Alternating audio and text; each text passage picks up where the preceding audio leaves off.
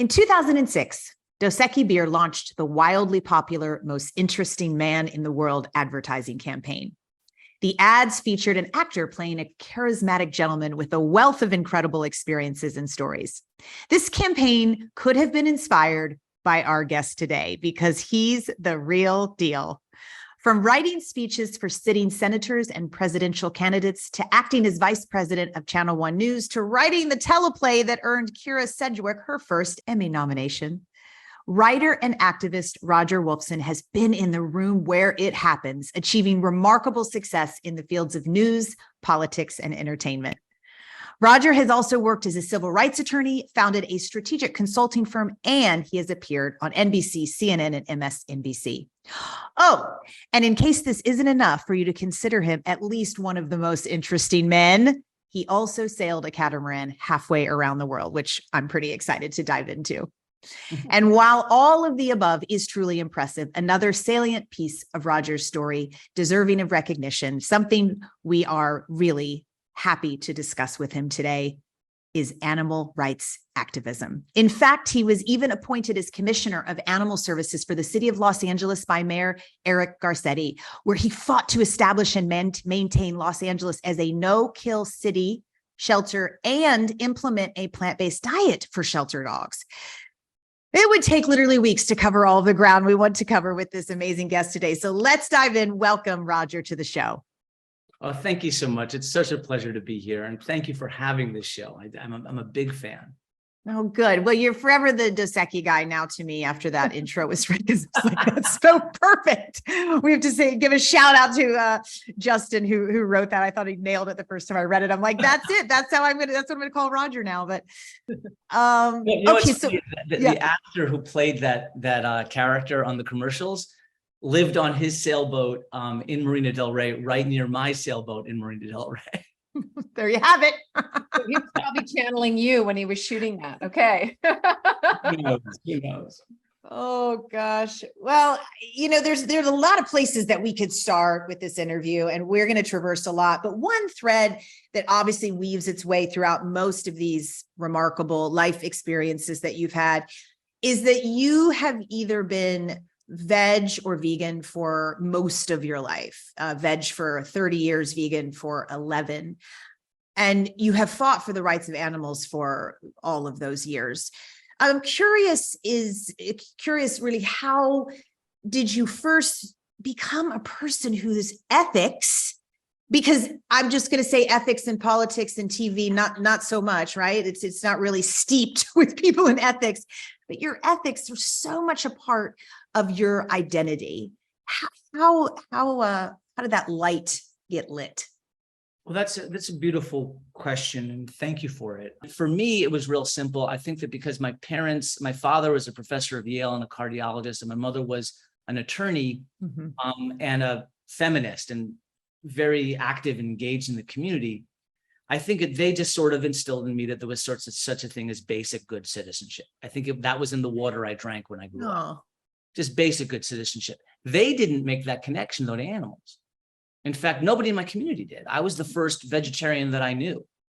Even though they were out there, I just didn't know them. You know why? There wasn't a Switch4Good podcast back then. There you go.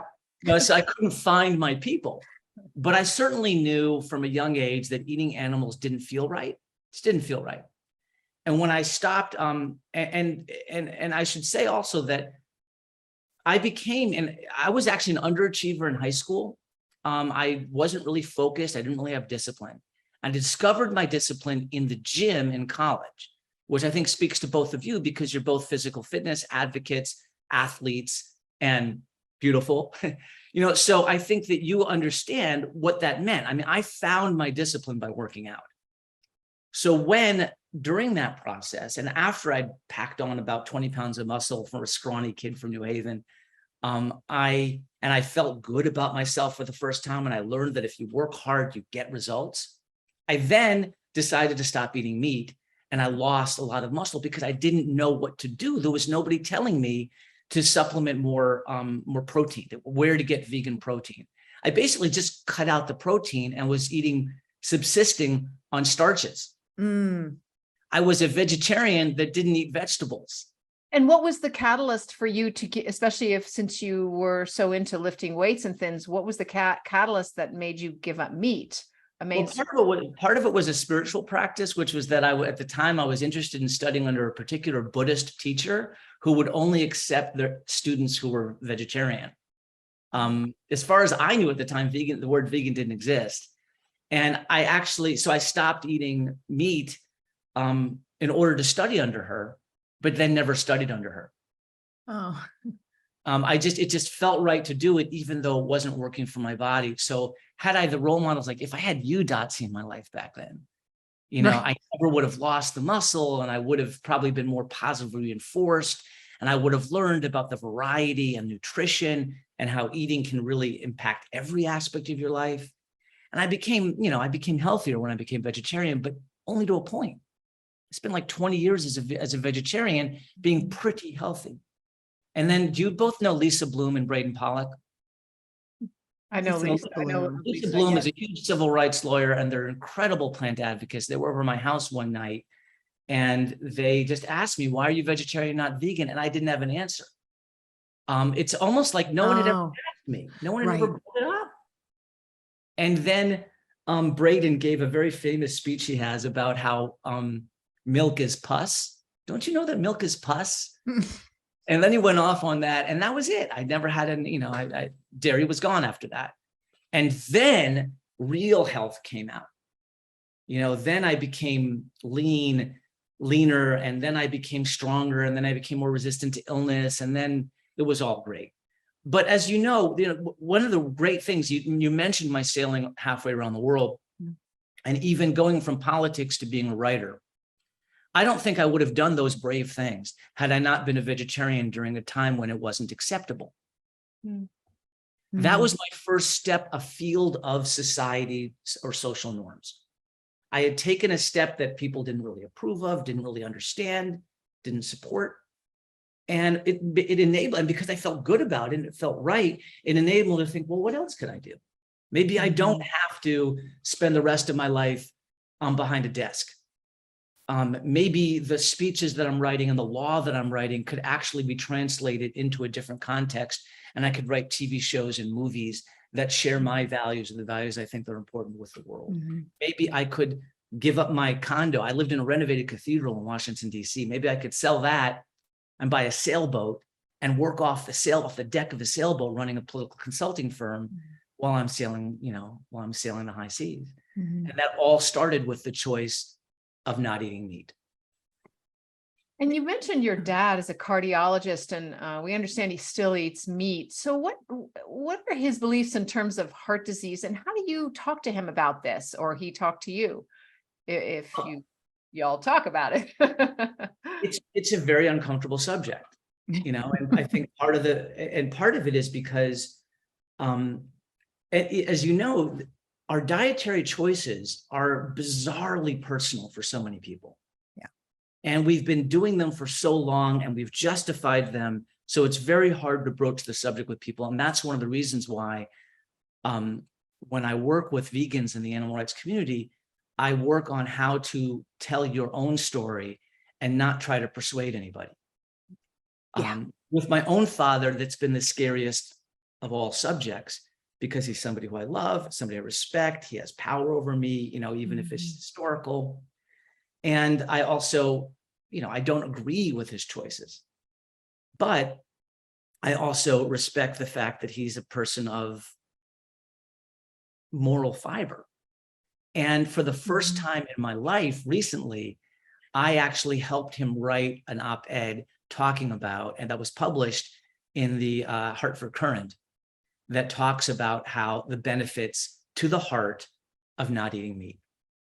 So even though he still makes that choice, he's now talking about it in a public way, talking about how, as a cardiologist, as a professor at Yale, although he's retired now, as somebody who's been a seminal figure in the field of cardiology, for the first time in his career, he's now talking publicly about how being plant-based is actually healthy for the heart. And so he's always believed the studies and the statistics and the knowledge around what clogs the arteries. It's just for himself, it just wasn't wanting to adopt that type of lifestyle.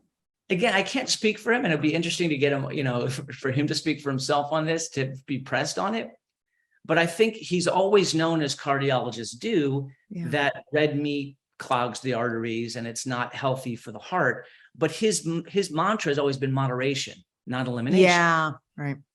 As for the studies are out there, but they've also been suppressed. And also there's false studies out there. Sure. So things I've been really paying a lot of attention to is what the meat industry is trying to do, for example, to Beyond Meat. Mm-hmm. The meat industry right now is taking on Beyond Meat, and they're doing it in this horrific AstroTurf campaign where they are funding false studies at major universities. The University of Georgia, like significant universities, they're funding studies that try and make plant-based meats look like they're not healthy. Mm-hmm. And organizations out there that are also saying, for example, that plant-based diets aren't as good for the environment as meat-based diets, which is insane. Mm-hmm. But there are organizations, shell organizations, very well funded, with ties into the UN, with ties into universities, that are saying and publishing articles and news and false scientific studies that say that plant-based isn't healthy. Now, nobody of any common sense would believe that, but somebody who doesn't really study it or pay attention to it can fall for it. Beyond Meat is not a health food, and we never said it was, but we do contend that it's better for the planet, better for the animals, and probably better for the humans to consume it. But it's not eating kale when you make a choice to eat Beyond Meat. So I think it's good for us to acknowledge that. Well, for me personally, I'm thrilled. I mean, I'm so in love with Beyond and so in love with Impossible, in part because, like the two of you, when I travel, when I go out to eat, sometimes there's only one source of vegan protein on the menu, and it's one of those. And I'm thrilled to eat them. Yeah, I'm thrilled to eat them. Are they as healthy as just eating this, tempeh?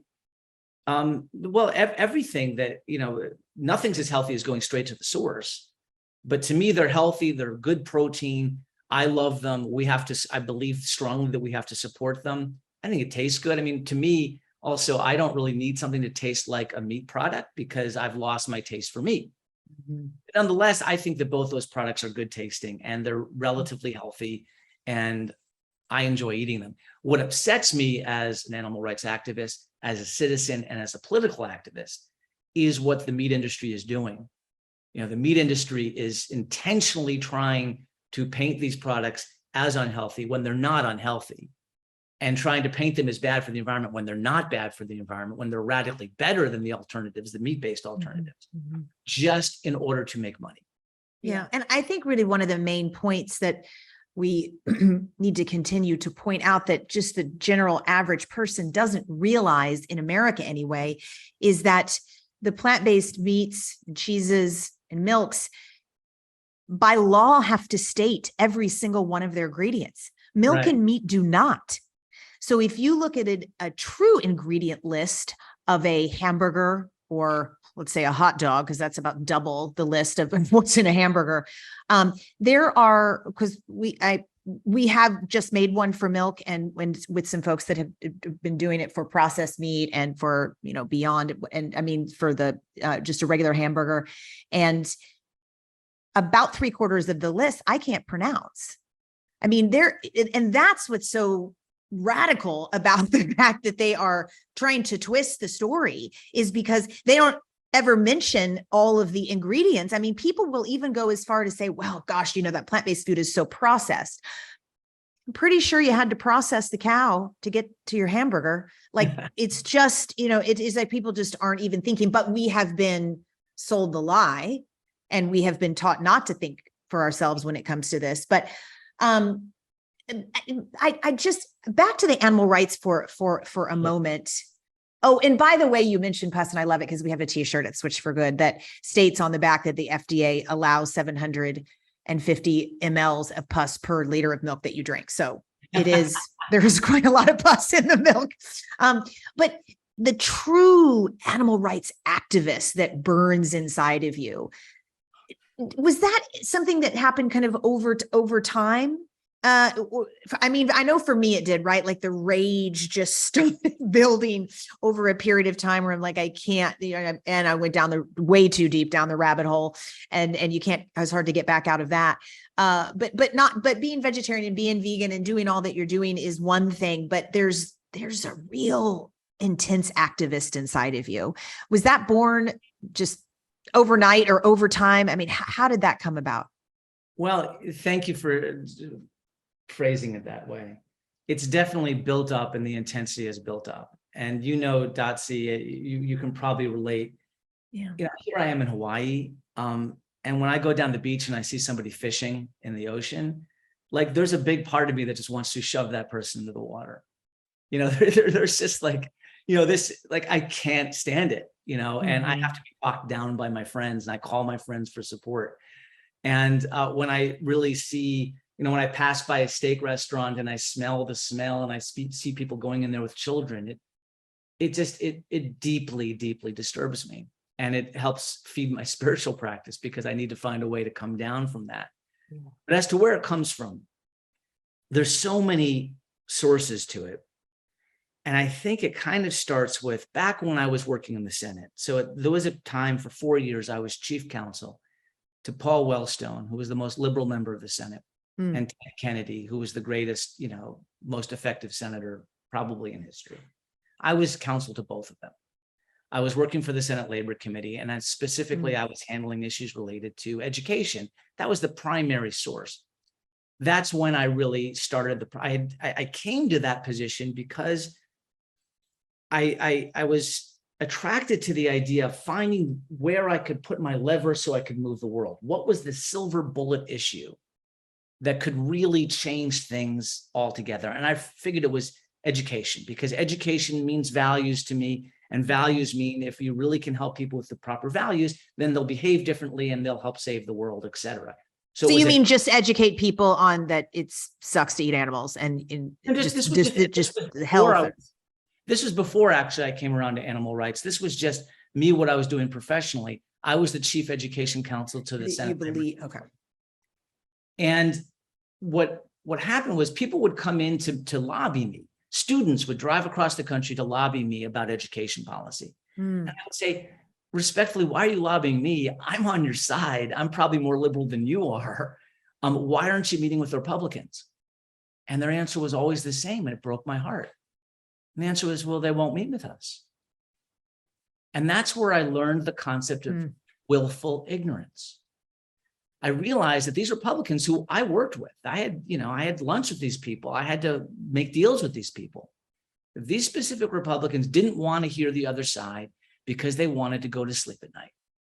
They wanted to sleep soundly, and they wanted to sleep comfortably, and they wanted to sleep affirmed with their own community of people.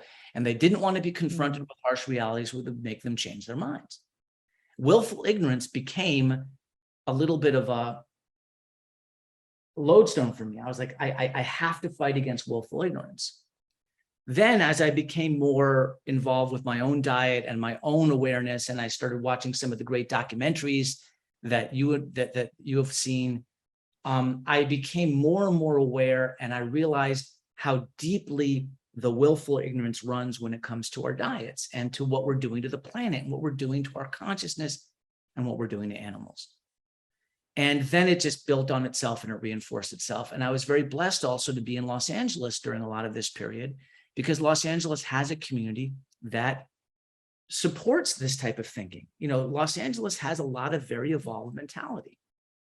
And there are people there, and you can talk to them and you can build off of them. And you can feel supported and nurtured. And then, and again, it brings me back to this podcast.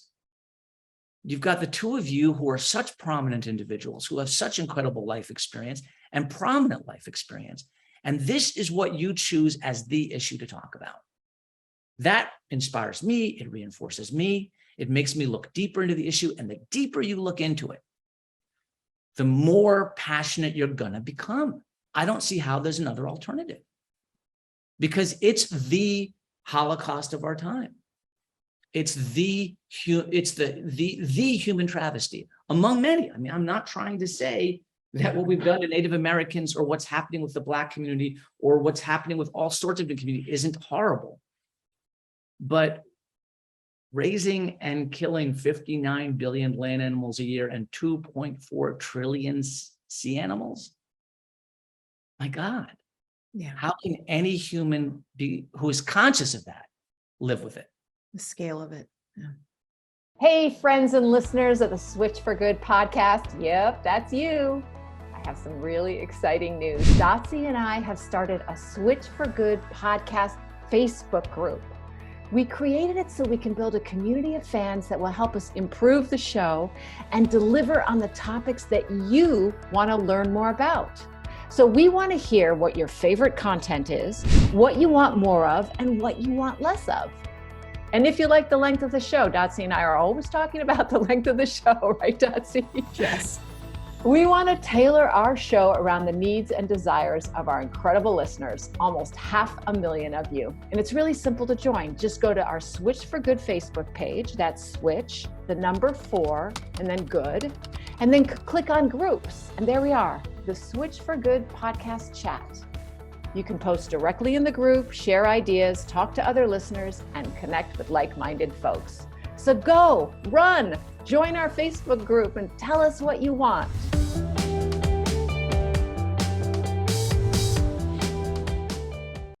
You mentioned that one of the turning points for you was when Lisa Bloom and her partner asked you straight out, well, why aren't you vegan? And I read an article where you said that you, about 3 years ago, you were contemplating talking to your friends more about why are they eating meat, or asking them why they are eating meat and fish, or maybe have you started doing that, or are you contemplating that, and how do you approach people?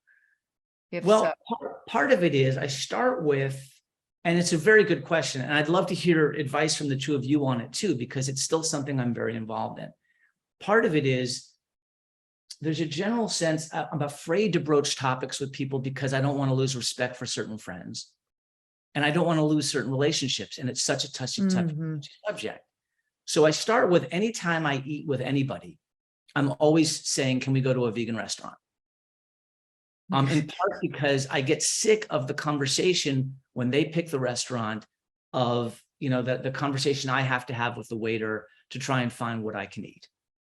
So I've already begun the conversation with them then I can get a sense of whether there's a little bit of openness to it. And there's also this annoying thing that happens where people go, oh, I hope it's okay if I eat meat, Roger, here, or if I order ice cream. And it's sort of it makes you feel like you have to go, no, fine, go ahead. It's such a weird, tell you've had that experience. And what I do in that situation is I sort of ask, is there I don't say, I say, look, what you eat is your own choice and I support you. Is there a vegan option that you think you might like? I just try and be gentle with it. But the real bravery and the real thing that I think probably is most helpful to the three of us and to our community is asking somebody if they're willing to hear why I'm a vegan. Are you willing to just listen so I can explain to you why this is important to me? Because I know at the dinner table or going for a walk or wherever. Right. Okay. Whatever comes up. Say, look, I don't want to change you. I'm not trying to make anybody feel bad. I'm not one of those. I'm not a preacher. But if you can indulge me for a moment, or do you feel comfortable with me just talking to you about why this matters to me? And then if they say yes, then, I want to just give my spiel, and not from an angry place, not from a bitter place, but, probably I would just talk about the times I've spent at the Gentle Barn. Which is a sanctuary, folks. Yeah, it's a sanctuary. It's among the many beautiful ones. The Farm Sanctuary also is terrific. Gene Bauer's organization. Just any time that I have spent actual time with some of the animals that ends up on the plate. Or I talk about going to Farmer John's, which is a popular thing that vegans in Los Angeles do. Or you go to Farmer John's and you just give water to the pigs that are about to be slaughtered, and they're piglets. They're 6 months old, but they're already over 400 pounds. And, They've been driving now all across country just to go to a slaughter, and a group of activists get together and just, led by Amy Jean Davis, and just give them water before they die. Just what it means to just have compassion for these animals, and to understand that it's actually healthier for me to be vegan, that it's healthier for my body, that it's healthier for the planet, and that it's obviously healthier for animals. And then at that point too, especially if you're at the table, some people will say, thank you for sharing, and they'll still order what they're going to order. But I consider it a victory if it hasn't gotten into a fight, if I haven't pissed them off, if I haven't come off as, are you guys familiar with the knock knock joke, the vegan knock knock joke? Knock knock. Who's there? A vegan. Oh, I'm better than you. Right. Sure. Oh, I thought it was, what does a vegan say when they first meet you? I'm a vegan. Or something like that. I have to tell you right away. Right. So I also feel like some of the people who in our community who are so passionate and who I love have made it harder for us, for some others, because they've pushed some people away. But I get it. I mean, I support that. I mean, we need all kinds. But I try to be a gentler vegan, but a consistent one. And of course, as you both know, because you two are the perfect exemplars of that, the best way to be a great vegan and to persuade people is to be really healthy and happy and be living a great life. Yeah, because they want what you have. Give me whatever she's on. I think too that the times that I make the decision to use plant-based instead of vegan are definitely times when I'm with people that are maybe the furthest away from even considering veganism. And we've talked about this on the show, but I know that, people nowadays, they're mostly aware what a vegan is to some degree. They probably don't know every single rule because we have too many of them, but they are aware. And if you talk about being vegan, they are fully and completely aware that it's not just what's on their plate. And people don't want to radically transform their entire existence on planet Earth, which is really what it means. But plant-based is just your plate. And if you were to just start with your plate, then that's kind of like going gluten-free or doing the Atkins diet. It's just your plate, and you just might try a couple of different recipes or meals in any given moment or time next week that you might give it a choice. And I get the vegans' frustration with plant-based, that's how they say it. But I think there's a time and a place to use it, because I think it certainly helps some people to open the door and walk in. And if they don't open the door and walk in, they're not going to become vegan. But a lot of us opened the door and walked in with the food, and then we're like, oh, wow. Okay, I do care, and these things, all of these other things matter to me. Right. And I think it's easier. Look, one of the things I've learned from politics is that in general, the difference between liberals and conservatives isn't that liberals care more and are better people and are sweeter, and conservatives are cold-hearted and don't care. It's, I think, what I would call circles of compassion. With a conservative, the typical conservative has a very tight circle of compassion. It's their family. It's, their exact community. Very often it's people, it's their tribe. It's people who look like them or have their same values. But their love and commitment is very tight. For the average liberal, the circle of compassion is larger. And sometimes because it's larger, it can be a little fainter, meaning that they may not have as tight a relationship with their family or the people that exactly look like them or their specific tribe. But it embraces not only larger communities of people, but even larger communities of species. And even into the non-species, which is just the planet, the physicality of it, even the parts that are not alive. So I'm proudly a liberal, but I don't think that by saying that, I don't think that that makes me a better person than a conservative. It just means, on general, I tend to have a larger circle of compassion. And I try and learn from them and hope that they learn from me, rather than just being at each other's throats. Because, another thing too, a lot of vegans or plant-based people forget is that, because we love animals. I love all animals, but I also love the human animal, and I love a lot of animals that are carnivores. Now the human animal is an omnivore and is healthiest when it's an herbivore, but there's some carnivorous behavior. I don't write them off right then and there. I just try and nudge them in the direction of herbivore. You mentioned that your professional life reflects some of your ethics. And I'm wondering, as a television writer, have you had instances where your ethics, especially the ones about animal rights, were put to the test and you had to decide what to do? That does come up. And too, because it's, there's assumption because you act, and very often actors are handed lines and they have some power, but not a great amount of power over changing those lines. You can obviously ask. When it comes to being a writer, there's a sense that, well, we have all this freedom in the world, but we don't. There's a lot of influence on it. Writing is a very collaborative process. There's a lot of people above you. There's a lot of people who have veto power, and they don't necessarily share your values. So these issues have come up. I can't give you specifics right now because I try and, honor the people who I've been with, but I can give you an overall sense of it, that in that situation, it's the same thing as being at that dinner table. It's about, okay, I hear you. Is there a chance that you can also hear me? And let me just lay it out. And then you make the choice. When you try and deprive somebody of their choice, they're not going to hear you very well. But if you say, I just want to give you some information that's personal to me, that's unique to my experiences, and then you make the choice, then I think people tend to be a little bit less defensive. And I've had to learn over many years how to have, I had to relearn diplomacy when I came to Los Angeles because I had learned Washington, D.C. diplomacy, which is very, very different.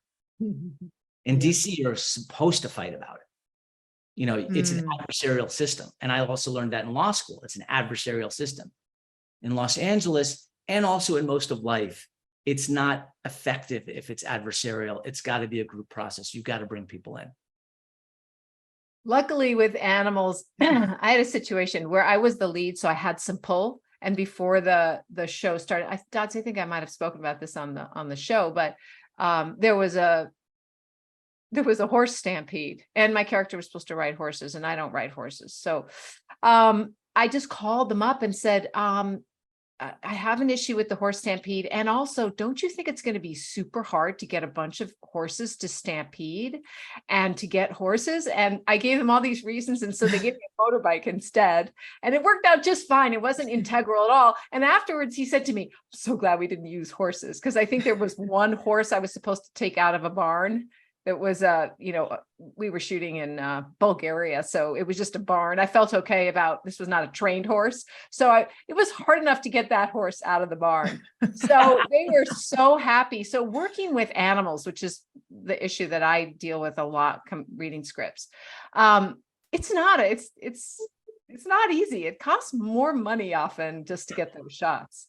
So there can be other reasons, and I'm sure you've used your high intelligence to convince people that it's just smarter to go the kinder route. I've tried, and I think that part of it too is, again, coming back to what you guys are doing with community building.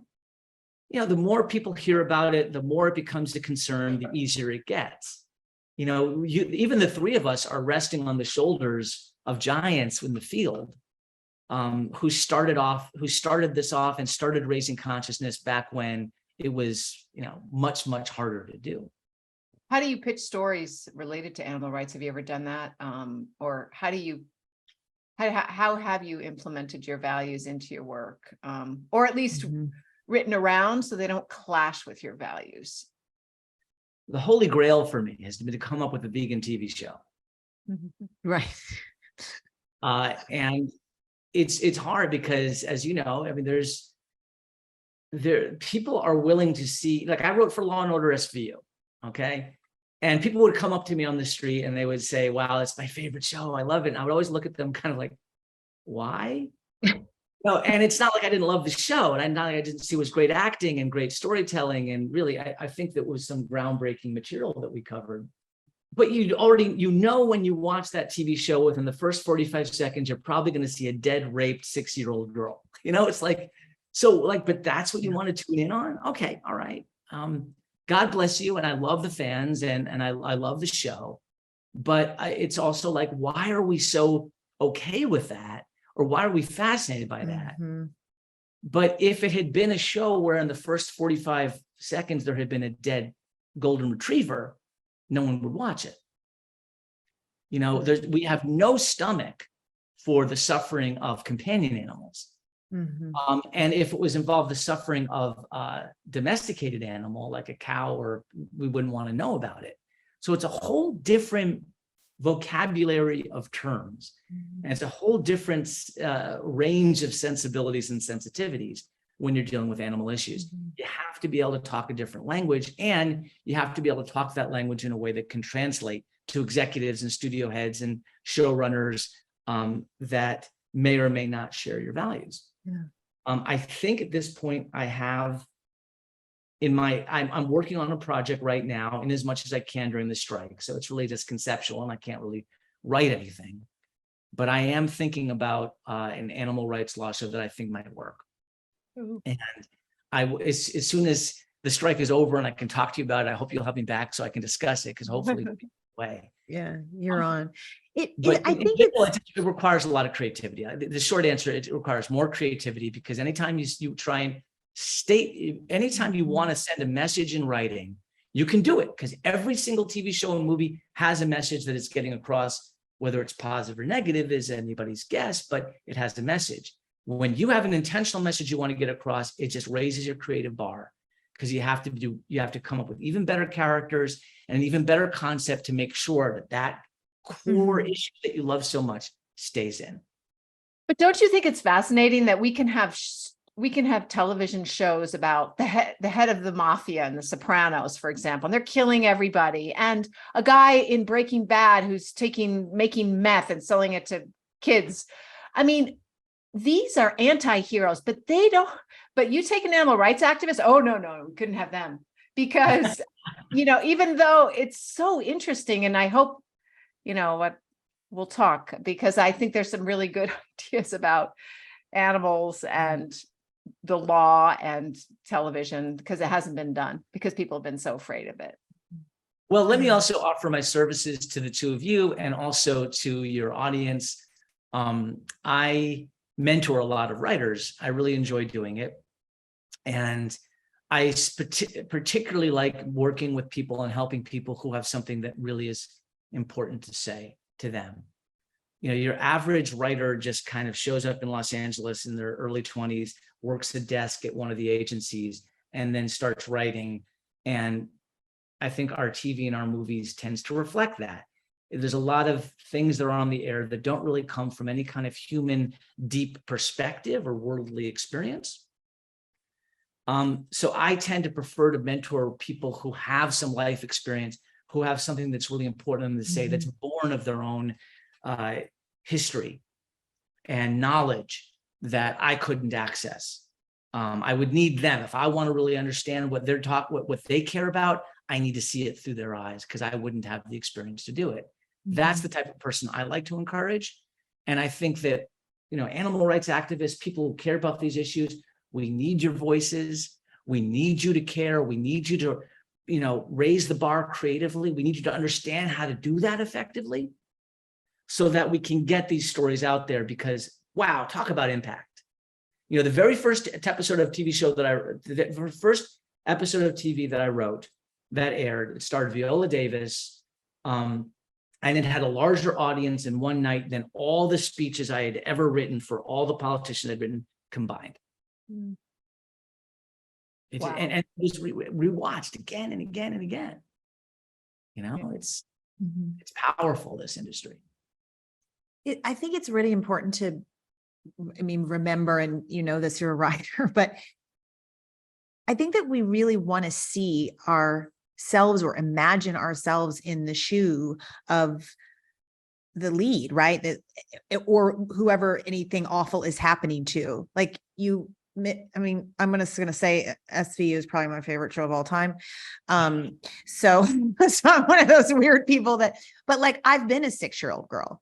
I was really close to starting to sell meth.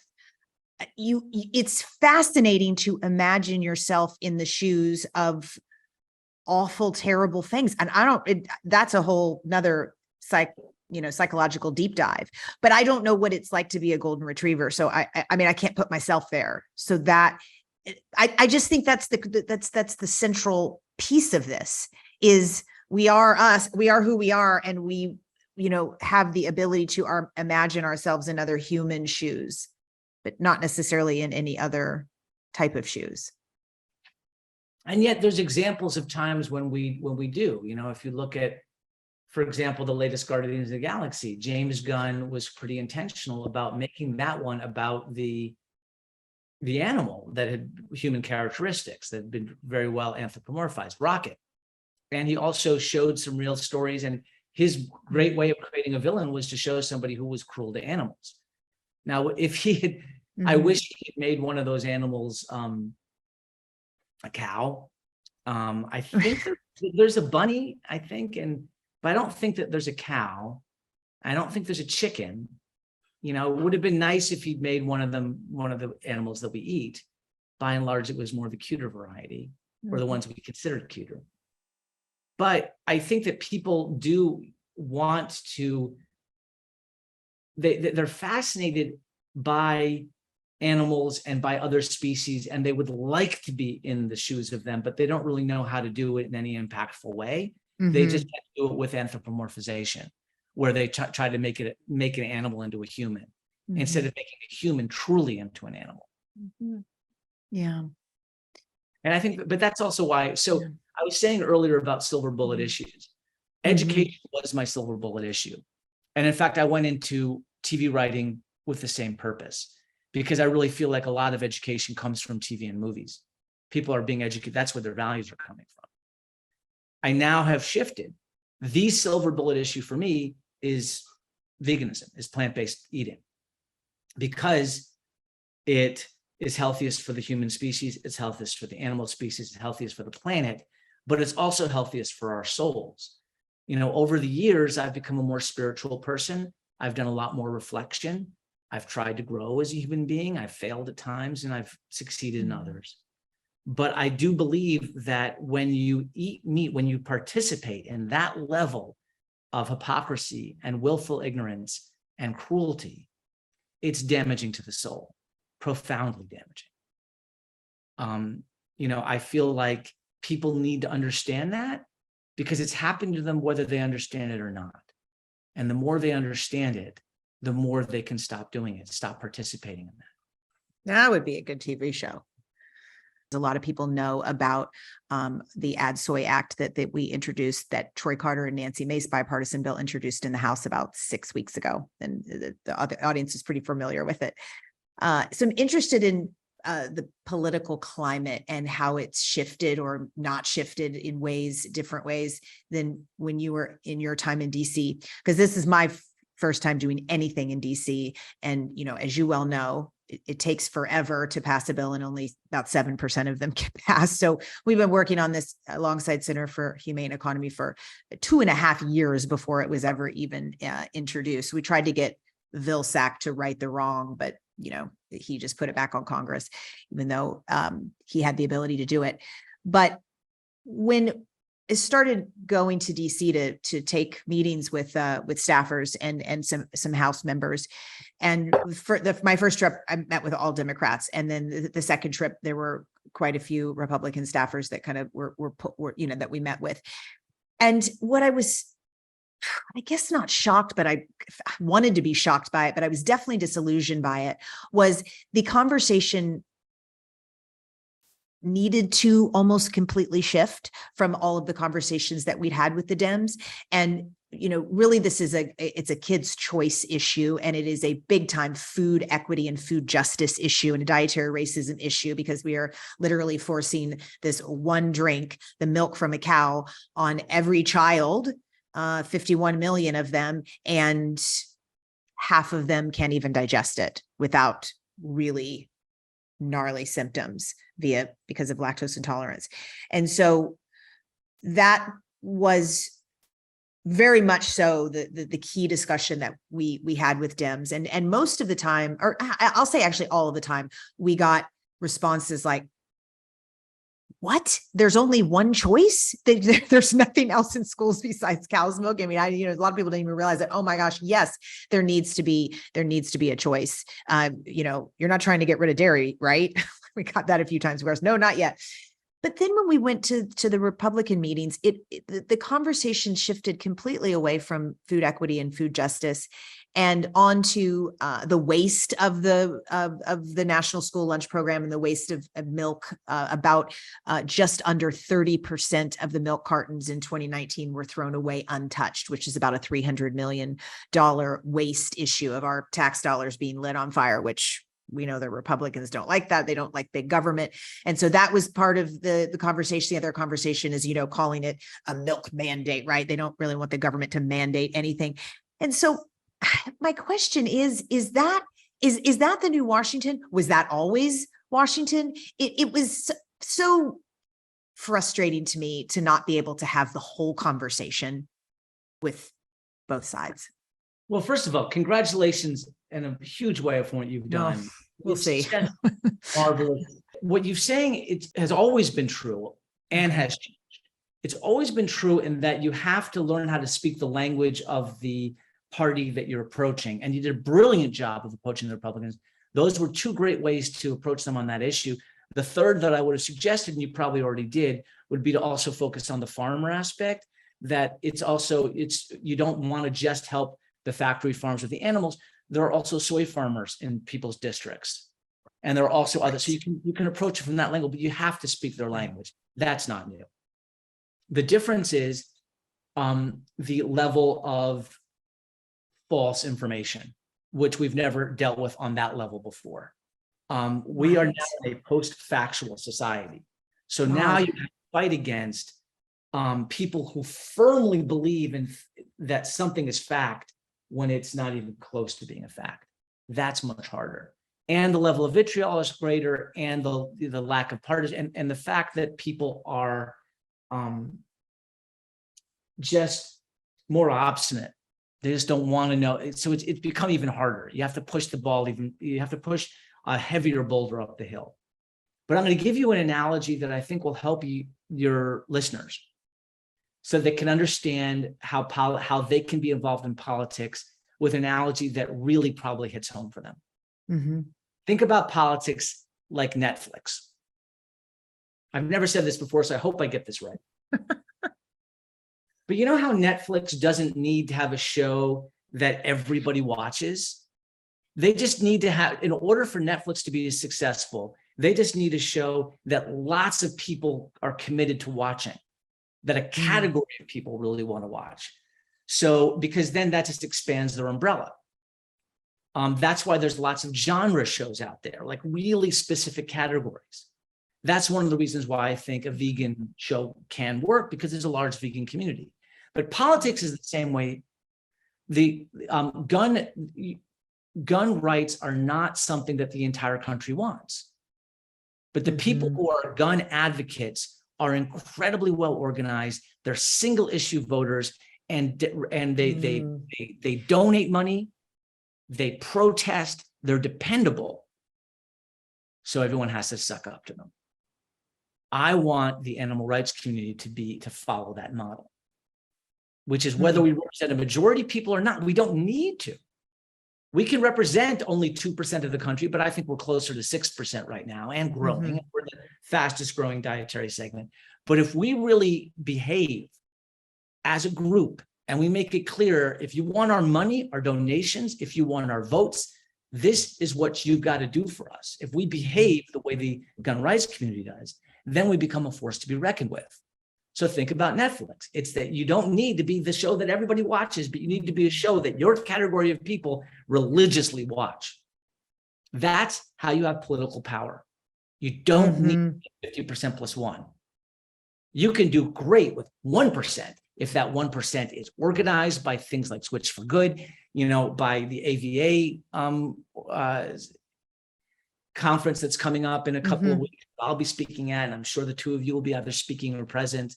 We have to be a tight-knit group that speaks with one voice wherever possible. In order to do that, by the way, we have to end the circular firing squad thing, which the animal rights community really likes to do, where we shoot at people who aren't pure enough, or we try and tear people down because they're not committed enough. I was treated quite poorly when I tried to pass the a plant-based diet for dogs in the LA shelters, even in my own community. And I didn't help it by being really, really adversarial about it. I should have probably been softer about it. But nonetheless, you look at James Cameron, people are attacking James Cameron because he went to a dolphin show. That guy has done more for animal rights than almost anybody on the planet. And we don't like him because he went to a single dolphin show. It's like, come on, people. Right. And we make ourselves, that the crazy group when we do that out in the world. Yeah. We're a team. We're a team. Right. We have to think like a team. Yeah. And part of the thing that a team understands is certain people have different strengths on a given team. Certain people have different views on it. They play different positions, but they're a team. So how for I activists, like people who don't know anything about having influence on their politicians or on politics, what's the best way to start changing the political system? Is it through letters? Is it through lobbying like Dotsy's been doing? Tell, especially now that we have a presidential election coming up next year, tell us about what you think animal activists should do to make our voice heard and people listen to us and know that we are out there and strong. Well, I guess on the top of my head, I would say 4 things. The first is to become knowledgeable about it, which Dotsy has done in order to get a bill passed. I mean, think about you've learned Dotsy. Yeah. I mean, you've learned so much about how the bill is made and how you present this to staff, and just knowing how to work with staff. I was senior staff to a whole bunch of major politicians, and I was always stunned by people who didn't understand how much power the staff had. Right. And the history, like the National School Lunch Program, like I know so much more than I ever even thought of wanting to know about that program, but you have to know everything to be able to answer. Yeah, I know what you mean. Understand it, learn about it. And one of the best ways to learn is by doing. So step number 2 would be to pick a piece of legislation that matters to you and learn about it. What organizations are supporting it? Can you volunteer for them? Who do they need you to call a certain senator? Are you from a certain district where there's a swing potential voter? Because every member of Congress wants to hear from people in the district. So one of the things when I want to get something passed, I look for a national network that can support it so that members can hear from people from their district. They really do care. They care about people in their district. How do you get op-eds in the local papers from those members? How do you get a news story, an actual news story about that issue in that person's local paper? They have to listen to it. So step number 2 is kind of pick an issue to get involved with because you'll learn that way. Okay. Step number 3 is be very intelligent with your money. Okay. Probably everybody who listens donates at least once to at least one cause. And maybe you've got some big donors on this call, I'm sure, on your network, you probably do. We have to pool our money together. There's got to be a gatekeeper for that money. And I'm not saying a gatekeeper is a human being, but a gatekeeper in terms of a value structure. What do we care about and where can that money do the best good? Because when you become bundlers, when you start bringing money together, when you can help in a tight race, that's when you start getting real power. So it really is true right now until we can change it. And I spent my career fighting to get money out of politics, but it's not gone yet. Until we can get it out, money is power in politics. And it's shocking how little money it is. I have learned that. Not that much money. It's not out of our range. Right. Small donors make a huge difference. The 4th thing is running for office. We need people who have our values to run for things. I've known Cory Booker since before he was a city council member, before he was a mayor. I was behind Cory a long time ago. We need people like Cory. We need people like the 2 of you. If you're not going to run for office, if you have a friend who could, get them to run, that actual activism, being the person with the name on the ballot, that is so important. Do the letters from like change.org, those signatures, or the mass letters that an organization might send out, like, please sign here, do those have an effect on an office? It depends on the member. It depends on the senator. I think it's worth doing because it doesn't take much energy on the part of me or your viewership. It doesn't take that much energy to sign something and do it. Sign it, send off the letter. But that's not the most you can do by any stretch. I'm assuming there's somebody there who's going, okay, pro Soy Act, against Soy Act, and just ticking off and then presenting it to the member of the House or Senate saying, okay, here's the people that we got letters from. Is that true? Mm-hmm. Yeah, it's true, but it has about that much impact, which is, look, if it's a really huge thing, like, wow, we just got 40 million letters on this one, then that's going to get someone's attention. But probably it's more effective if, hey, like, for example, I'm from New Haven, Connecticut. So I've mentioned that if there was an editorial in the New Haven Register and I'm trying to get to a congressperson in New Haven, that's going to matter more. If there is an entity or an organization or a prominent individual in that community that weighs in, that's going to matter more. If there's a donor in that community that weighs in and calls in and says, hey, I'm one of the people that got you into office and this one matters to me, it's going to matter more. And here's the beautiful thing. It's not either or. Do both. Sign the letter and then find another way to get involved. Do both. We got to do it all. It's only our lives at stake and the future of the planet. What about getting the media interested in animal rights issues? What I've noticed, and Dotsie, I'm sure you've noticed this too, is that the media is a bit, you showing them, they've seen so many behind the scenes at factory farms and slaughterhouses and stuff. That's not new anymore. Do you have thoughts on angles that work better with the media? Well, I think that part of it is to be creative. I'm a big fan of stunts. One of my earlier jobs too was I worked for this congressman named Tony Hall from Ohio, who started up an organization called the Congressional Hunger Caucus. And because he cared about hunger, that was his issue. When the Republicans came in, I think this was in 1994 or something. I was a kid. They removed all the funding for his caucus. So he went on a hunger strike for 30 days. Oh. And he picked the wrong time to do it. He did it when part of it was in recess, which was really kind of dumb. And he admitted it. But there was nothing like him walking around in Congress and not eating anything to get people to pay attention. And he got lots of press about it. I'm not saying, hey, all of your leadership start thinking about hunger strikes. I'm just saying that at the time that was something creative that he did that was willing, that was going to get news.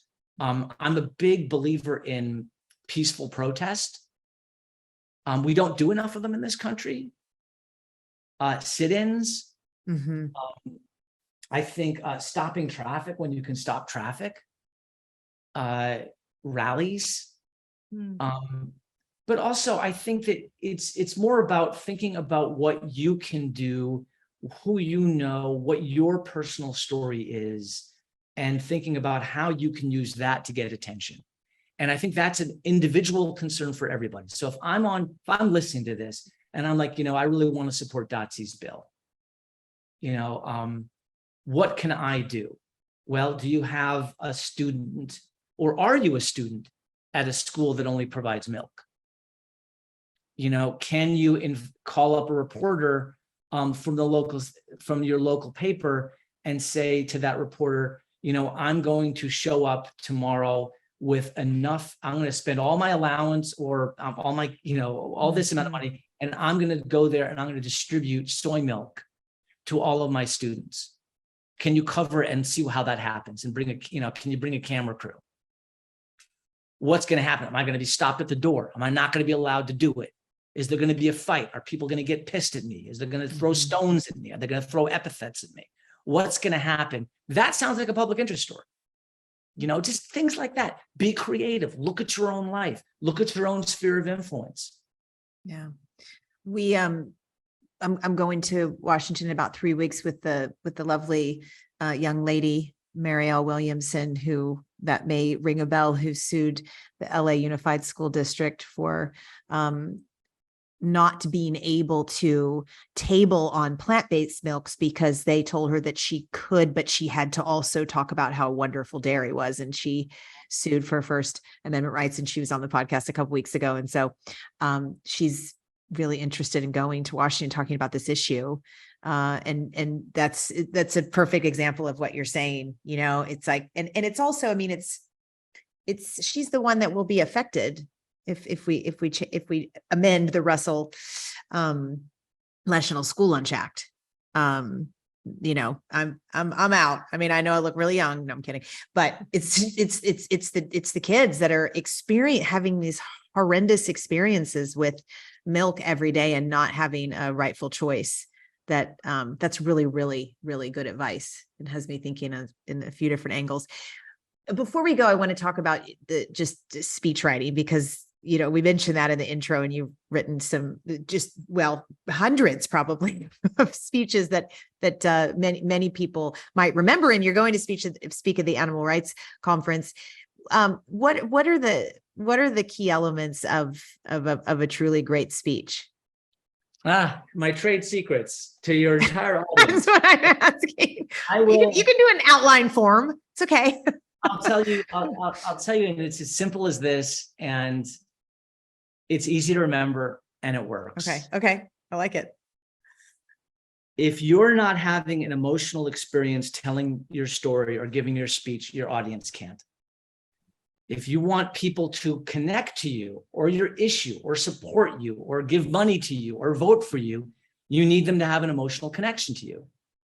So the key is finding the story from your life that actually riles you up, that inspires you, that gives you a big emotion. It can be something that pisses you off. That's always a great way to start. It could be something that makes you sad. That's a good one. It could be something that makes you heart rise in your throat, but it's got to be a story from your own life that has moved you and will move you in the telling of it. Tell that story. That's your speech. Now, when it comes to where someone like me comes in, is helping you pick the right story. Right. Because I have an ear for it and an eye for a good story. That's just only because I've spent years doing it. But Dotsie, you do too, and you understand story, and a lot of people do. Just try it on people. Try it out on people. Try it on the most experienced. Try it on people who don't like you, who are gonna be willing to give you to shoot you down a little bit, because that helps you develop a thick skin. And sometimes I've learned in writing, your worst enemy is actually your best friend, because they're the ones who will tell you something that someone else won't. They'll say, no, don't say that. And they may package it in a negative way that makes you feel bad, but so what? They told you, and it's better learn it from them than learn it from the ultimate audience. But the rule is, if you're not having emotional experience, no one else will. Find the story that makes you passionate. What day are you speaking for those that are listening that are going to the AVA conference? The Animal and Vegan Advocacy Summit, folks. Yes. And that's where you'll hear me talk about it. I'll be doing a workshop with the group. I'll be picking people out of the audience, and we'll be coming up with their ask, what it is they want, what goal, what very meaningful, real goal they have. And then we'll be coming up with a story for them that helps them land that goal. And I have an incredible track record with people succeeding once they've done this. Amazing. Be there, be square. Oh, that's so cool. Thank you. Roger, thank you so much for being on the show. We really appreciate it. Thank you, ladies. I've really had a great time, and I hope you'll have me back. Hey, folks. Okay. Back by very popular demand is our plant-powered plate fridge magnet, which you are going to receive for free if you leave us a rating and a review on whatever platform you're listening to this podcast on. So here are the details. Just write your quick review. Does not need to be long, does not need to be a whole story. Just be honest and speak from the heart. Then take a quick screenshot of the review you wrote and email it to us at podcast@switch4good.org. That's podcast@ switch4good.org and include your mailing address so we can send you a power plate. We are doing this because the more reviews we garner, the higher we go in search results, which means more folks will learn about our podcast. So the power is in your hands. Leave us a review and zoom, your power plate arrives at your doorstep. So thank you so much for tuning in today. If we helped you in any way, then click the subscribe button and let's keep hanging out together.